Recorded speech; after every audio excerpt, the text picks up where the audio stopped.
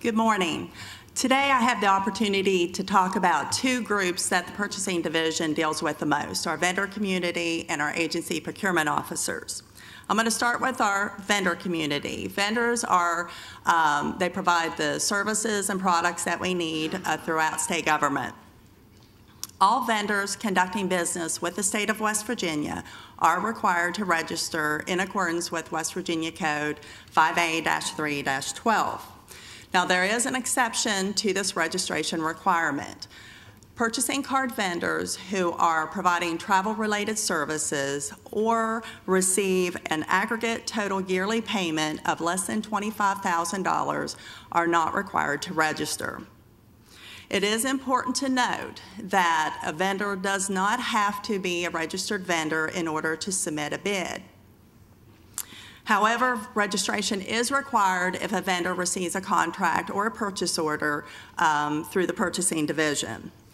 I'm not going to go on and talk about WV Oasis too much because I know Dave and Mike have already mentioned it, but all vendors must register through WV Oasis if they want to become a registered vendor.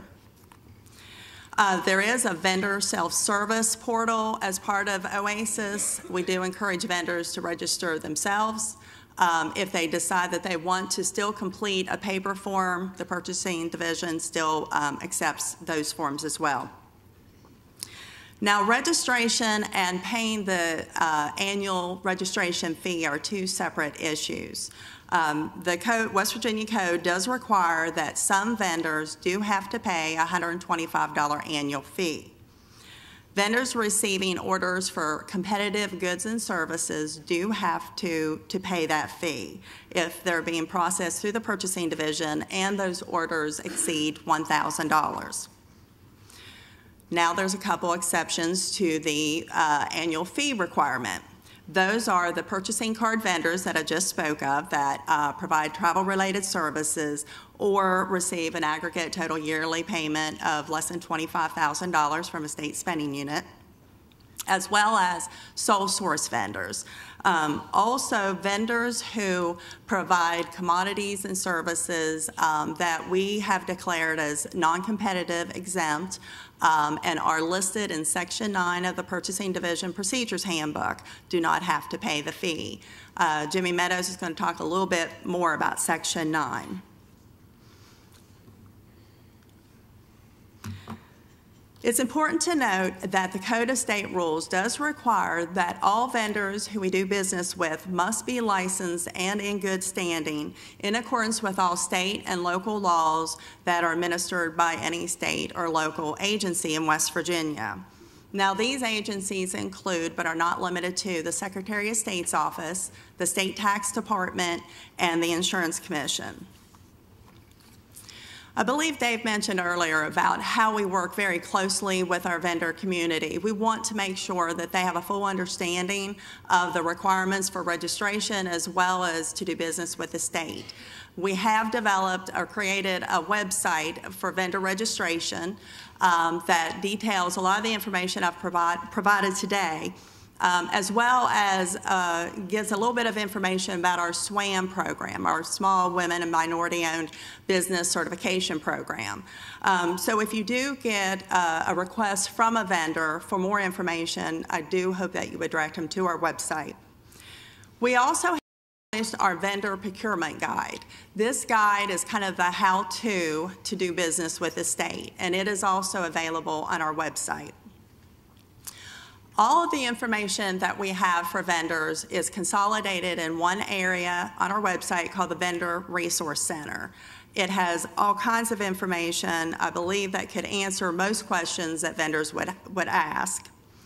Our goal is to provide as much information as possible in order to make sure that vendors know how to do business with the state. Competition yields bigger savings for all of us, so it's to our advantage that we encourage vendors to participate in the competitive bid process.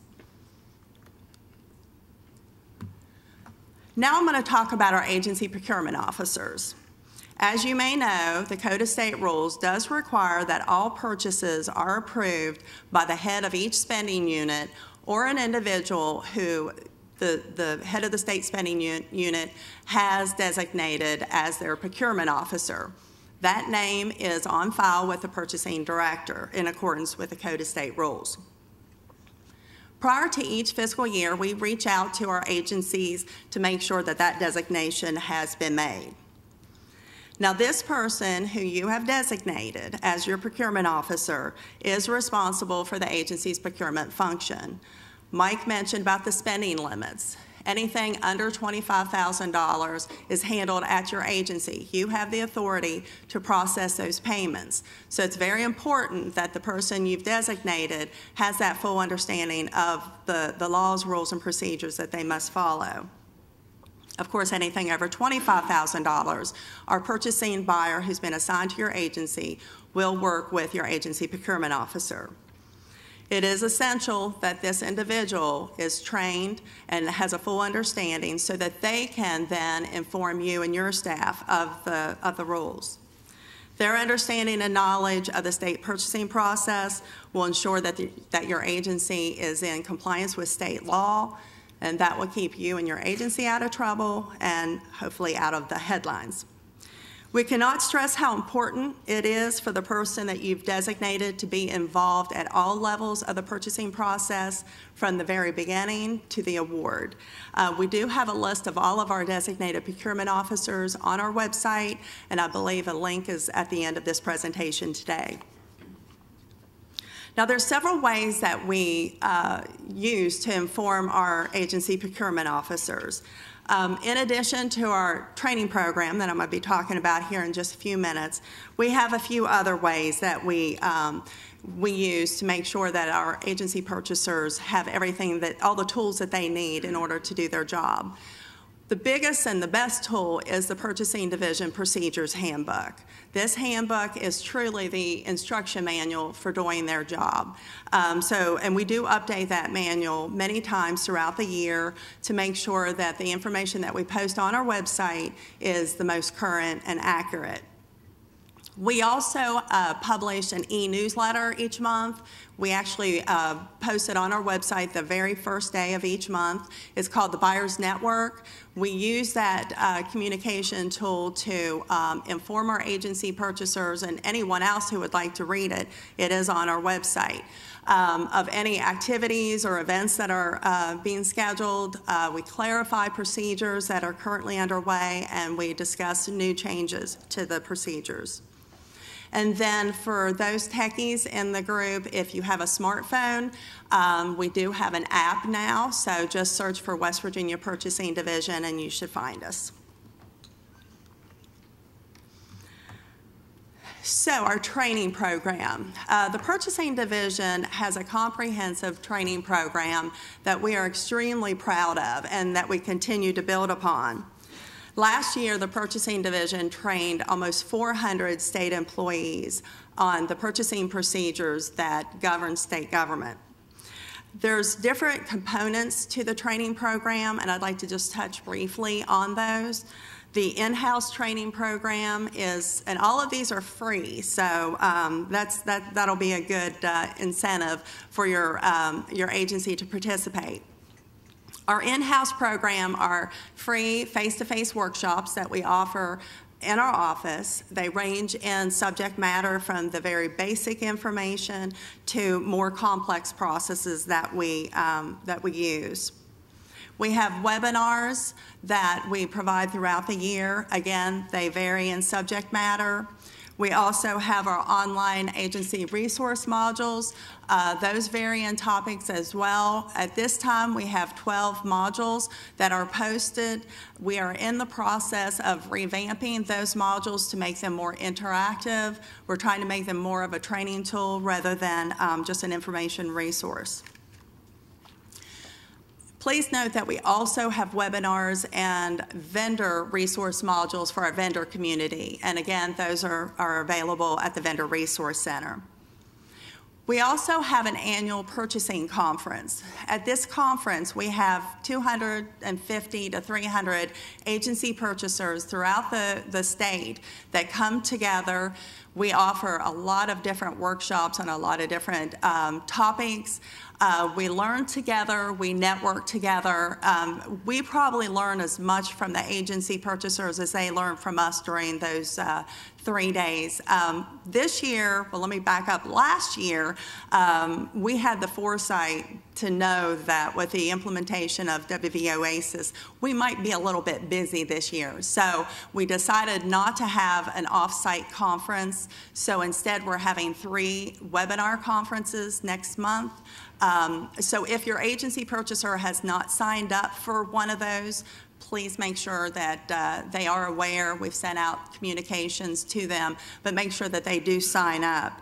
We have scheduled our 2015 agency purchasing conference, which will be at Canaan Valley next October.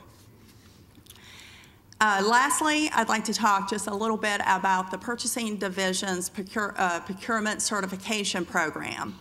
This program provides professional development and recognition to our agency purchasers. We started this in 2009. There's 2 different levels, basic and advanced. The requirements for the basic includes at least 1 year of experience in West Virginia public purchasing, attendance of one of the last 2 purchasing conferences, at least 15 hours of training provided by the Purchasing Division, the completion of a 2-day certification visit where the participant comes to our office and spends 2 days kind of seeing behind the scenes of what decisions and what tasks we have to make in part of the purchasing process. Once they submit their requisition, they kind of see what we do to that purchasing transaction. And then the successful completion of the exam. In addition to attendance, experience, and training, the advanced level also has a training component. If your agency purchaser is pursuing the advanced level, they have to actually train your staff at your location. We approve the curriculum and we actually attend, but that is something that we actually promote within the Purchasing Division, that we train the agency purchaser and then they're to train their staff. To date, we've recognized 39 basic certified and 12 advanced certified.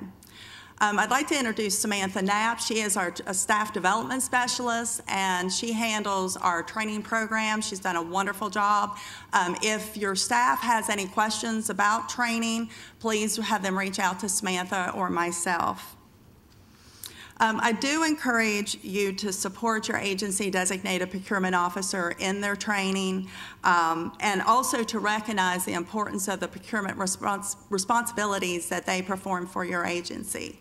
At this time, I'd like to introduce Jimmy Meadows.